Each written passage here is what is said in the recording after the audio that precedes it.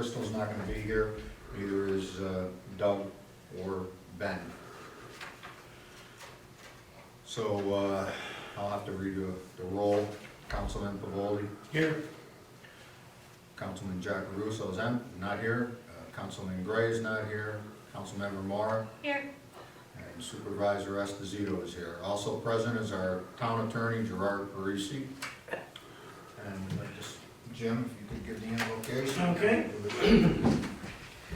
Lord Father, thank you for this opportunity to get together to do the town business. We ask you, Lord, to keep everyone safe. As the weather is slippery tonight, we ask you to keep them safe as they drive home. We ask this in faith. Amen. Please remain standing for the pledge. I pledge allegiance to the flag of the United States of America, and to the republic for which it stands, one nation, under God, indivisible, with liberty and justice for all. Okay. I'd like to thank everybody for coming to the meeting tonight.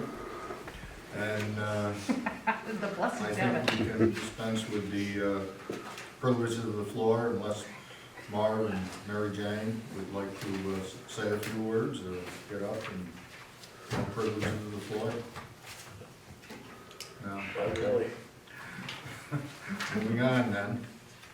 Highway, we don't have anything from that, do No, he hasn't got any calls or anything. we? Okay. Water.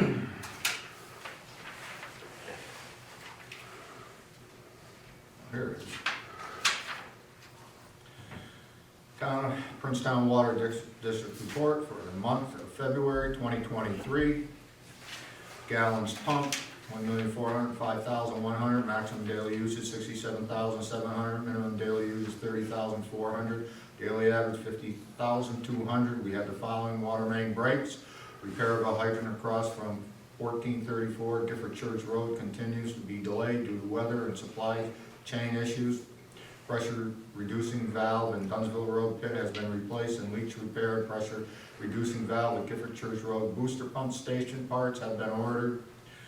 Issues work done, still waiting on gate valve parts for the Reuter Drive PRV pet. Cleaned up after the numerous snowstorms. Work with Mike Hayden and Affordable Water is now online. Billing will begin at the end of March. Billing to Affordable Water will be made monthly. Respectfully submitted, Wes Blessing. Any questions for Wes since he's sitting here tonight? I don't have any questions for you either.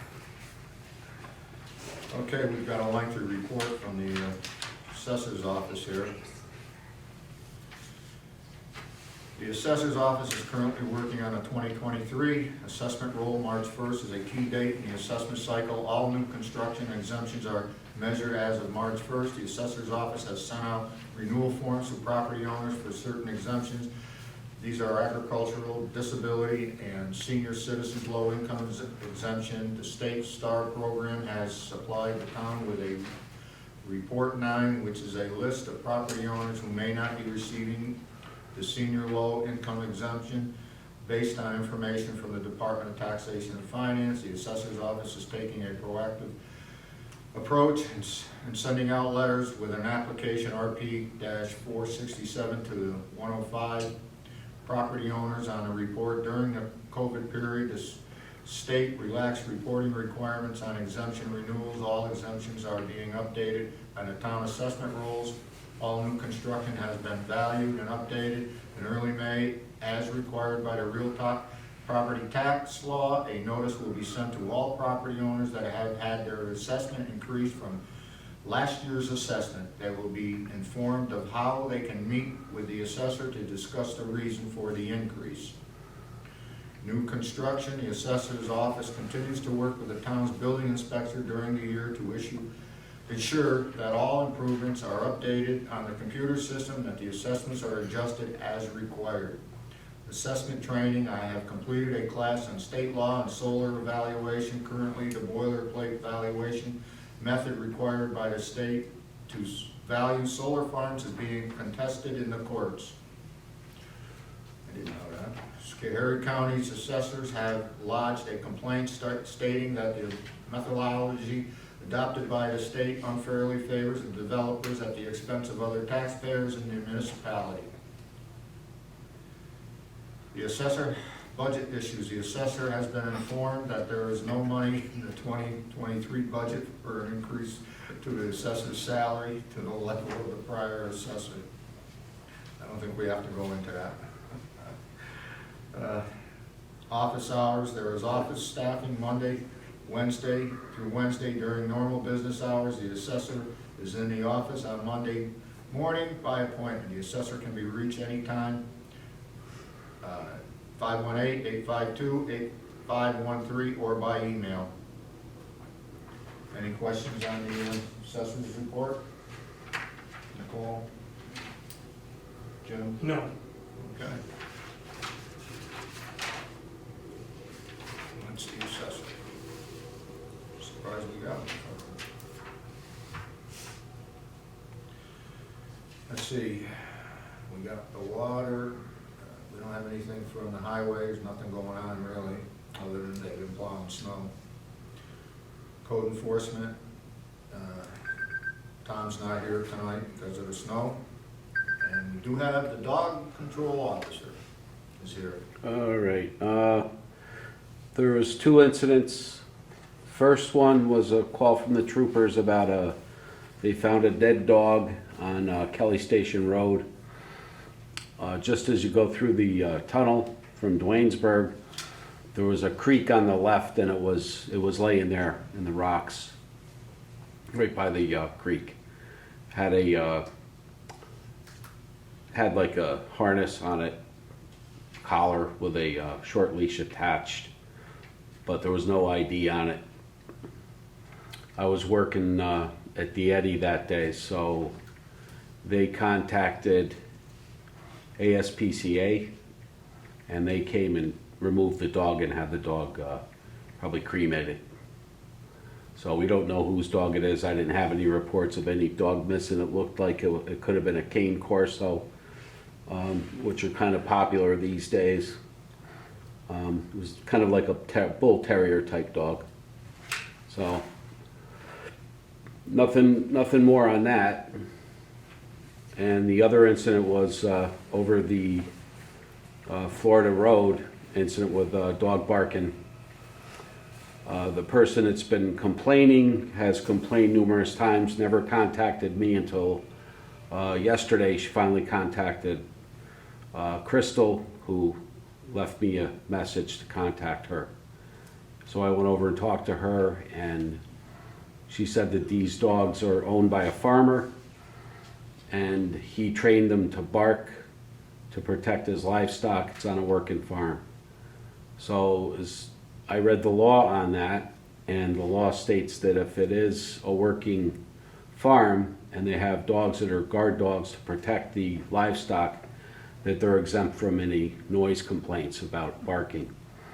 The barking complaint is, in the town, the way it's set up is 30 minutes. Any dog that barks continuously, or even if it's sporadic within 30 minutes, you can file a complaint. But as I said, it is a working farm. I talked to the farmers, and they do sell, they have cattle and chickens and everything else up there. So they've had problems with foxes and coyotes. So he's invested quite a bit of money into these dogs. And he's got them well trained. They're very friendly. I forget what they're called, but they're big. They look like polar bears. They're huge. Very friendly, but they're to keep any predators away from the livestock. So I informed the complainant about it. She's not happy about it, but I said at this point there's really not much I can do other than if you guys could try to cooperate with one another. So that's where it stands right now. And that's about it. Okay, there is I'm talking with Ben about this, there is a question as to whether that's really in the local law. I have the local law that was passed in 2011 that said that's not in there. Mm-hmm. I don't know what Crystal's not here to do the research on it, but that says it was done in 2013. where it said about farmers being exempt. And I don't know which one we're going by. If, we're gonna have to find out if there was a vote by the town board, I'm assuming, Gerard, and there's a resolution passed with a different local law than what's in there, in the 2011 version, to see whether that is, Yeah, if there's something more updated, you gotta go by the most recent one. if it's updated, and there was a resolution passed by the town by the one that's on the website, then that's the one we'll have to go Yeah. by. And if They- there's not, They may have revised it because Article 23 of Ag and Markets Law is about, for farmers, in regards to that exemption, probably for having dogs, either herding dogs or guard dogs. And I haven't looked at it yet, but if you look at that, maybe that will give some insight as to whether or not we have to do that. Because if it's part of Ag and Markets Law, we probably have to abide by that. Wouldn't that be right? Yeah, unless you have like a home rule in your own law. I'm wondering if they did that because the original law, that would have been an issue for farmers, and maybe they came in and raised their voices about it, saying that they have a right to protect their livestock, and maybe it referred to that article. Maybe is why they revised it. It was 2 years after. So it could have been that there was an incident involving a farmer and dog control at the time. I don't know if it was Darla or who it was, but it was probably back, who was here, Mike Joyce back in 2013? Because that's when I started here, and he was supervisor, so I think that was the last update of it. well, we'll have Crystal look into it and get the minutes of the meetings that were prior to that. I'm assuming if it took effect on January 1st, 2013, local law was probably passed sometime in November, December, Yeah. I'm assuming. So, and if it is, then I guess that's the one we'll have to go by. Yeah. And if it's not, then we're gonna have to readjust that or go by the one that was issued in 2010, I'm assuming. Yeah, that's the current one. If that's the current one and the other one wasn't passed, this is the one we'll have to go by. Do we have to, you said we don't have to go by the Ags and Markets? Well, I don't have to read with it, but you can, you know, a lot of times you can do a home rule and have your own local legislation. Sometimes it's not allowed to be inconsistent with, That would be an addition, could be, because I've always followed Article 7 of Ag and Markets Law. And when anybody complained about barking dogs, I never made much of a thing about it because there's nothing in there about barking dogs at all. It's about dangerous dogs and vaccinations and licenses.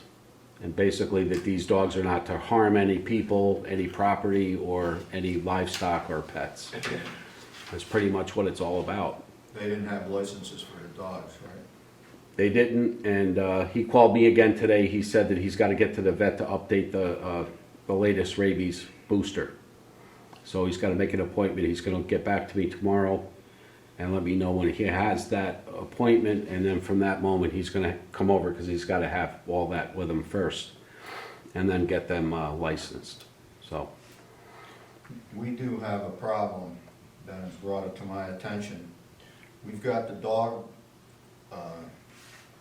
control officer in Duanesburg calling our residents and advising them of what the laws are. And the only thing I gotta say about that is, the dog warden in Duanesburg should mind her own business. We don't stick our nose in Duanesburg's business, and I'd appreciate it if she didn't stick her nose in our business. So I hope she's out there listening, and I hope the supervisor in Duanesburg is listening too. About says it all, doesn't it? yeah, I discussed that with her through text. She said the only reason that she got involved is because the sheriff's contacted her or something like that. That's got nothing to And, do with it. you know, that it was a gray area, wasn't sure if it was Duanesburg or not. But she did go to the house and spoke to the person that was complaining about the dogs barking. And I spoke to that person yesterday, and that First time person, this has happened, am I correct? no, it's happened before, these, you know, she'll contact me to let me know what's going on about an incident in the town. My number is on the town website, the troopers have my number, the sheriffs have my number, and so does the UCC. So any of the three agencies can contact me directly. I always get back to them. I usually screen the calls because of spam, but I always call as soon as I know it's them. And I always get back to them, and I always come out if they need me out there. The only time I don't is if I'm working my full-time job. There's no need for Dwaynesburg to be calling me about incidents, whether she hears about them from the sheriffs, because sometimes they don't know who to call. They'll call Princetown, and if they can't reach me, then they'll try Dwaynesburg. Sometimes if it's an incident where they just want dog control there. So, but I won't go to Dwaynesburg for a call. Or Delancey. I've had them call me to go to Delancey, and it's like nowhere near Princetown. So, you know, that's been an ongoing thing, but Mike, Lieutenant Gerasi knows about that. And he's been pretty good about letting the deputies know not to contact if it's outside of Princetown. But apparently the lady I spoke to yesterday, the complainant, she said she's been still texting back and forth with Dwaynesburg about this incident. So. Maybe I should get a hold of the supervisor in Dwaynesburg. and Yeah, speak if it with was a him. courtesy thing, that's fine, but this goes on often. I mean, I won't say often, because you don't get a lot of calls in town, but every time something's up, it seems like I gotta hear about it from her before I hear about it from the troopers or the sheriffs or UCC. Or if the person themselves calls, they can look it up, it's on the town website. And I've had plenty of times where people would call me directly, so there's really no need for that. You know, if it's an incident about a dog that's missing in Dwaynesburg or even Rotterdam, and they just want to let me know that if I find a dog to contact them, that's one thing. I would do the same for, you know, if it was shoes on the other foot. But for me to call a Rotterdam and say, you got a dog problem over here, or Dwaynesburg, is kind of annoying. Well, like I said, we don't stick our nose in Dwaynesburg's business. I'd Right. appreciate it if they didn't stick their nose in ours. Right. Okay, anything else, Ben? That's it. You got anything for Ben? No, I'm good. Jim? No. Okay. Buildings and grounds, not much going on other than this, we all know about all the snow we've been having over here. There was some damage to the fence out there. Dad's took care of it and straightened it out. It was done by one of his guys that are operating the plow. We did have a problem with the heating system yesterday over here. One of the transformers was making a lot of noise. Notified Eastern on Friday. They came up Monday and replaced the 2 transformers. That seemed to correct the problem. Other than that, nothing else going on. Any questions? Oh, they did put in the new air conditioning units out in the back. I don't know if they charged them or not yet because of the weather that we've been having, but they are out there. Other than that, nothing else has been going on. Alarm system? Yes. Our fire alarm system is not working. We're in a process of getting another quote from Center for Security. They were supposed to call me this week, and apparently they forgot, but we've been having trouble with it. It's been ringing quite often, and we're not happy with the provider of it, so we're gonna be looking elsewhere for another provider, a new system put in. Other than that, any other questions for me, Nicole, Jim? Okay. We don't have anything from the town clerk because she's not here tonight. Court has nothing. She'll be talking with Gerard about an issue coming up. Public hearings, we have none. Meeting minutes. It is hereby resolved that the meeting minutes of February 14th, 2023, regular town board meeting are approved or as amended. I'll make the motion. Is there a second? I'll second. I guess I gotta read it. Councilman Pavoli? Yes. Councilwoman Moore? Yes. And Supervisor Esposito, yes. This is a call for a public hearing amendment to the Water District Rules and Regulations. I can give everybody here a copy of it. I mean, it's quite lengthy to read it unless Wesley would like to go through it. I can go through it. There's three basic changes. Yeah, could you speak up just a little bit? There's three basic changes. Get a good picture of you. No, I don't need a picture. There's three basic changes. There'll be a creation of a commercial rate, which will be 1.5 times the residential rate.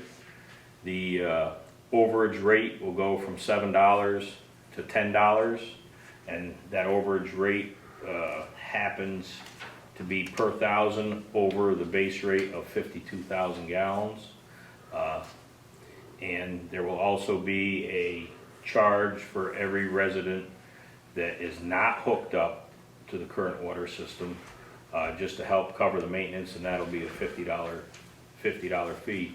The people that are not hooked up still benefit from having the water there, both in resale value and fire protection. And for numerous years, those people have not helped contribute to the maintenance and cost of the maintenance. So at this time, there's no other way to make the water district self-sustainable without starting to bill them. And that's basically it. Was there any change on the, like, these apartment houses that were Well, the apartment houses will be considered commercial. commercial? So if there's more than one resident in the structure that this service provides, So it'll be that They- 1.5 times. that'll be 1.5 times the residential rate. So if you have a structure that's supplied water by the water district, it will be charged 1.5 times the regular residential And if rate. there's multiple users, by default, they'll probably go over the 52,000. It goes over the So 52,000. we'll get that as well. That you'll get the time, or 1.5 times the overage rate also. Okay. It's really not a huge increase, but it will generate enough revenue, hopefully, to cover the budget deficit that we currently have. Any other questions? Got anything you want to add to that? That was the only question I had. No, I'm good. No, I might add that, this water system has to be self-supporting. It can't, we can't be relying on the county to keep helping us out and bailing us out with funds. I mean, that's just not the way it's supposed to work. We're supposed to be doing this on our own. The water system was put in, whether we liked it or not, it's in, and it has to be self-sustaining. We just cannot just let it sit there and not keep the repairs up. Unfortunately, we've had many repairs and many water main breaks over the last few years, and it continues to happen. We tried to get extra funding. I've been speaking with the state about this, I've been talking with the congressman's office about this, and to no avail. We're not getting any funds. Doug Cole, our engineer, has said that we can apply for them. It's going to be very costly if we want to do it, and there's no guarantee that we're going to get it. The medium income, as when Wes and I were on there, is in this district where the water is what was it, 91,000? 91,000. And the threshold to 68, 68,000, if I remember. correct. So we're way above the medium income in this district, so there's not gonna be any funding. I mean, we're just way out of it. And Doug Cole, says if we wanna pursue this, it's gonna be very costly for him to do this. and keep this going.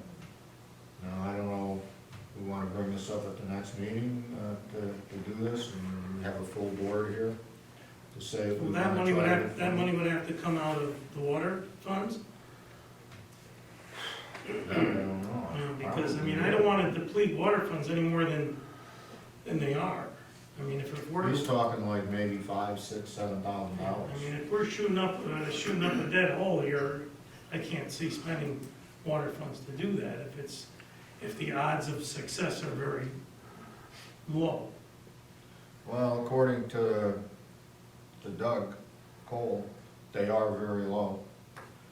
Unfortunately, we're gonna continue to have the water main breaks. We just had one, what, a month ago? Month and a half ago.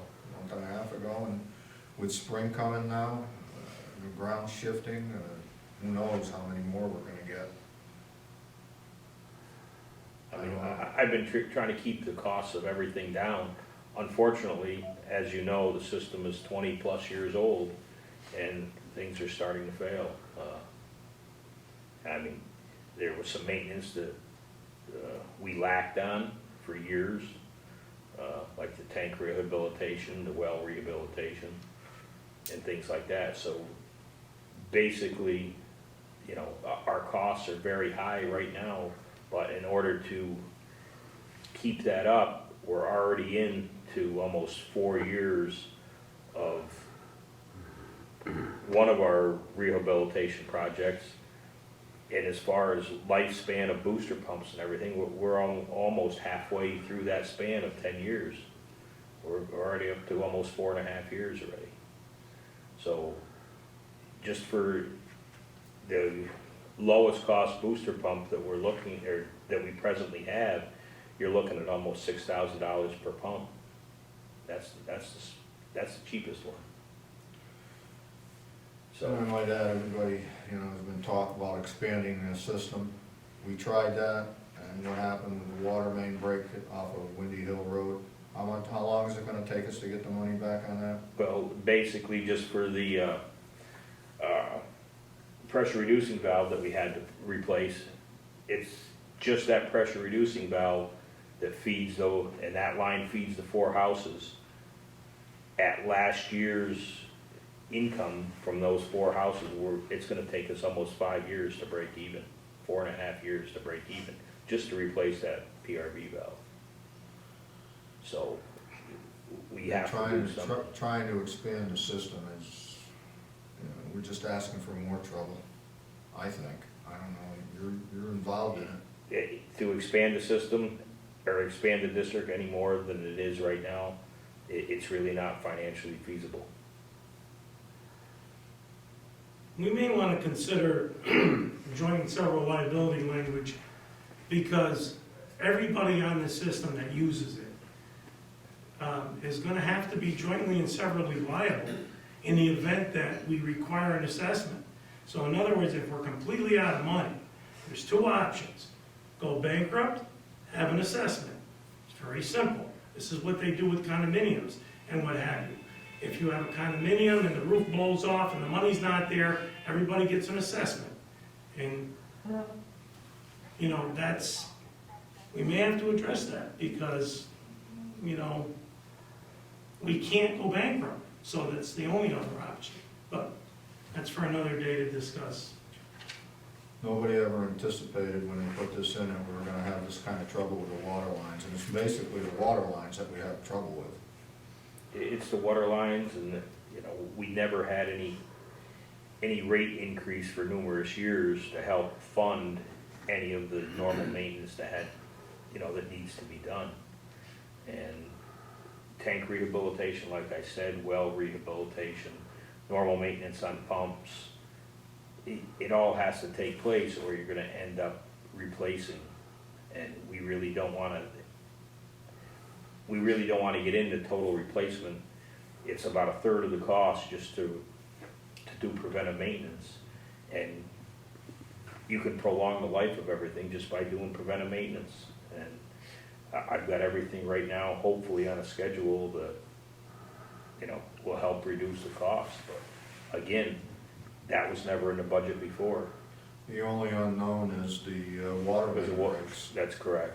That's your unknown, how many you're gonna get a year. The first year that I was here, we had 14. And people out in the district are just gonna have to understand, we can't control the water main breaks. Because, that's just gonna happen, and we can all go through why we're having so many, but we all know the reasons why. We're just gonna have to, continue to repair them, because we're not gonna get and it's mainly the first line that was put in, am I correct? They're all part of the original district, that's correct. And, that's the one that's failing. In the past 4 years, there has only been 2 out of all the breaks that have been in any of the extensions. The rest of them are all in the quote-unquote mother district. And that's the heavy traffic lines too. Yeah. So. Okay, well, thanks. Thank you, Wes. You got any more questions for him? You? I'll make the motion. I'll second. We haven't had a,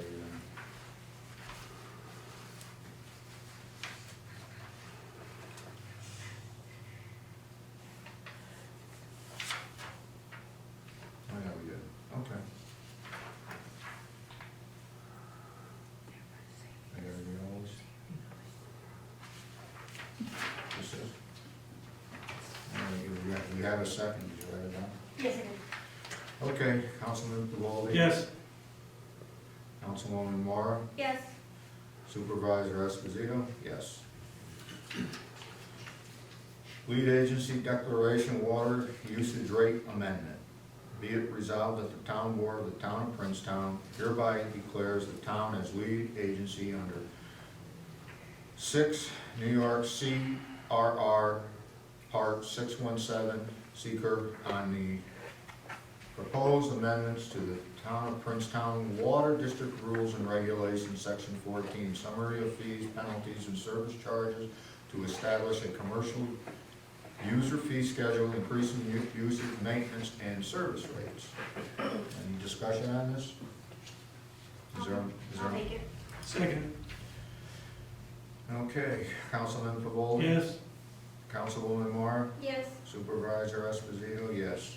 Just on that last resolution, it just should be noted that the proposed amendment is to be retroactive to last year's reading. It's not just proactive, so you all know. So the reading Change your mind. in June of this year will include those new rates. Going back to last June, Yeah, correct? from that, right. Right, Do we have it in here? yeah, that's in the resolution. For What we call for the oh, public. that's it. Yeah. Okay, approval of town justice annual audit. It is hereby resolved that the annual Princetown Justice's books, records, and documents for the calendar year 2022 is completed as required by law. Be it also resolved that the attached annual checklist for review of justice court records was completed by the town justice and reviewed by the town attorney. And the town board hereby authorizes the annual audit checklist and copy of the resolution to be filed with the State of New York Office of Court Administration pursuant to Section 2019-A of the Uniform Justice Court Act. Any questions, discussion? I'll make the motion. Is there a second? I'll second. Councilman Pavoldi? Yes. Councilwoman Mora? Yes. Supervisor Esposito, yes.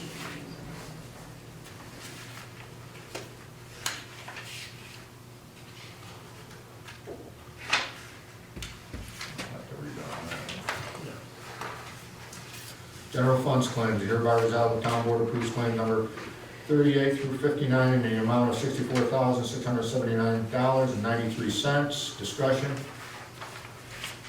I'll make the motion. is there a second? Second. Councilman Pavoldi? Yes. Councilwoman Moore? Yes. Supervisor Esposito, yes. Water funds claims, is hereby resolved the town board approves claim number 21 through 34 in the amount of $12,805.31. Discussion, is there a motion? I'll make the motion. Is there a second? I'll second. Councilman Pavoldi, Yes. Councilwoman Moore, Yes. Supervisor Esposito, yes. Council members' comment and discussion. I've got something I have to bring up that we talk about.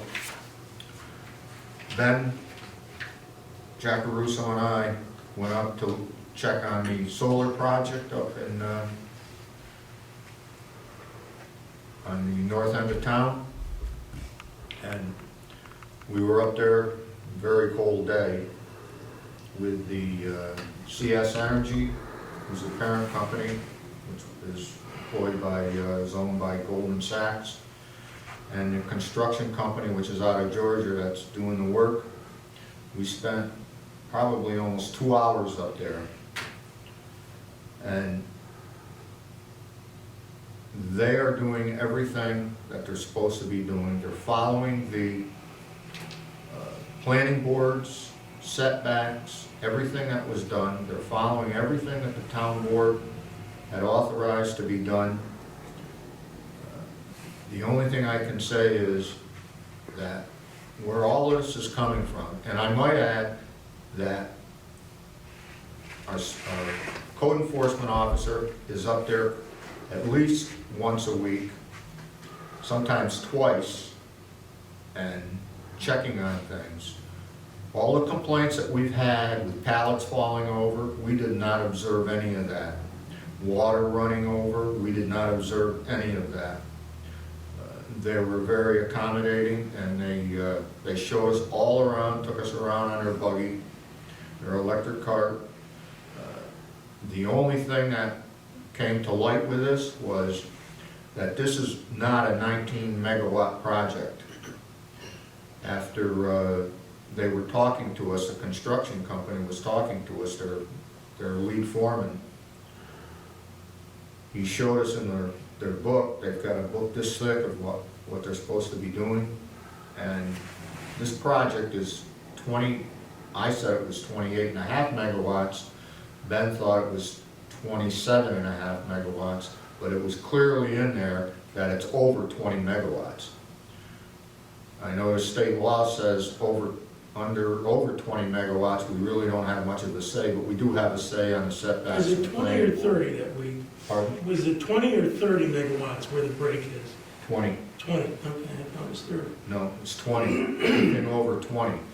The problem is, when we negotiated this with the first company that presented this was under 20 megawatts.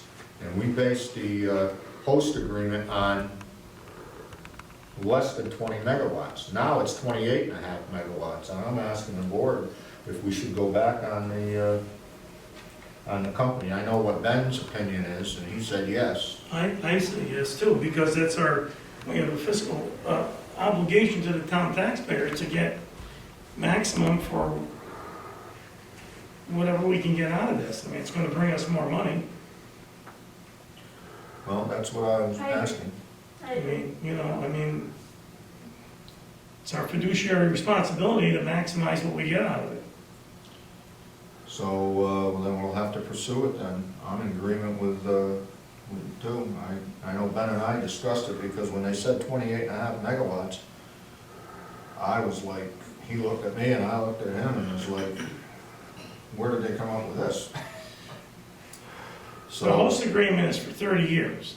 So if we Yes. don't address this now, then we get a reduced amount relative to what it really is for 30 years. It's a lot of money. So, Who represented the board when you did it? Who was attorney? Spitzer, You really should go back to him. he's representing that company. He is. But yeah, but if he was originally representing us. No, he wasn't, the company, the original company was from Washington, state of Washington. And because of New York is floating all of this money around to these solar projects and windmills and what have you, they came into New York, and this was imperative that it gotta be done right away. And Spitzer was not representing them. It was sold again, and now it was resold again to Goldman Sachs, and whoever their company is that they own, CNS Energy, is the one that's in charge of this. I mean, I can look at the contract that was done and see if, I mean, it may be something that they're willing to discuss with us without, getting involved significantly, just through negotiating it with them. If not, you're gonna have to get a solar type attorney. They're gonna use a Brown probably. Well, I know that it's over that, even the contractors said this is a very large project, 28.5 megawatts, and not, There's no way he could have made a mistake, right? No, it was right in the book. He opened up, he I said, honestly- he said, this is our Bible, what I have to go by is I what's don't in this think, book. I don't think they'll give us a hard time about it. I think we can negotiate that without any litigation, because these projects, there's so much money floating around, to be honest with you. Well, the state's paying for all Yeah. this solar. But I don't think we can ignore it. We know it, we can't ignore it. We just, I wouldn't discuss too much more, without executive session. If you wanna pursue it, talk about pursuing it. Okay. Okay. Sounds good, okay. I just had to bring that up, so.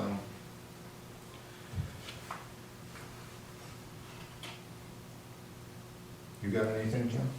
only that, I'm working on a newsletter. If anybody would like to put anything at all in the newsletter, I've had a couple calls. I would like to get as much stuff from the town as I can. I know that Denise is gonna put a thing, When do you want me to send you? anytime. Okay, I'll try to do it as soon as I remember. I think the judge is gonna put something in, I think Wes is gonna put something in. I talked to, building inspector, he's gonna put something in, so. But I gotta get the stuff in the next couple of weeks, because I'm putting it all together now. Jim, do you know if they're doing an electronic recycling day again this year? Yes, that's why I gotta get everything done, because it's gotta get out before that date. Yeah. I've gotta have it out mailed at least 10 to 15 days before that date. So, Good, thank you.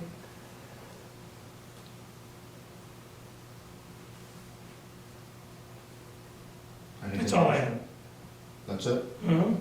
You got anything, Nicole? No, I'm good. I don't have anything else, so, we don't need an executive session. Not that I'm aware of. No. All right.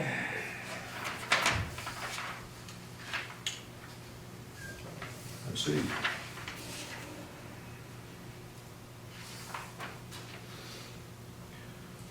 Let's see, is there a motion to adjourn? I'll make a motion. Is there a second? I'll second. Councilmember Pavoli? Yes. Councilwoman Mora? Yes. Supervisor Esposito? Yes, meeting is adjourned. Thank you all for coming. Careful driving home, it's a little slippery out there.